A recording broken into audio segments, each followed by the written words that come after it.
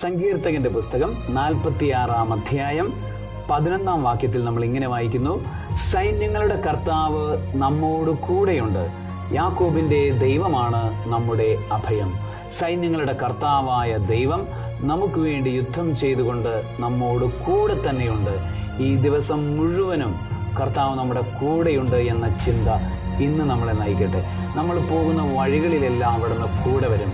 നമ്മൾ ചെയ്യുന്ന പ്രവൃത്തികളിലെല്ലാം, നന്മയായ സകല പ്രവൃത്തികളിലും അവിടെ നമ്മളുടെ കൂടെ നിൽക്കും.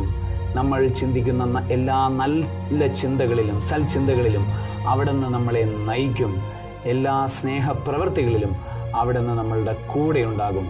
ഈ ഒരു ബോധ്യവും വിശ്വാസവുമാകട്ടെ ഇന്നേ ദിവസം നിങ്ങളെ നയിക്കുന്നത്. സർവശക്തനായ ദൈവം, പിതാവും പുത്രനും പരിശുദ്ധാത്മാവും സൈന്യങ്ങളുടെ ദൈവമായ കർത്താവിൻ്റെ സാന്നിധ്യത്തിൻ്റെ അഭിഷേകം കൊണ്ട് നിങ്ങളെ നിറയ്ക്കുമാറാകട്ടെ.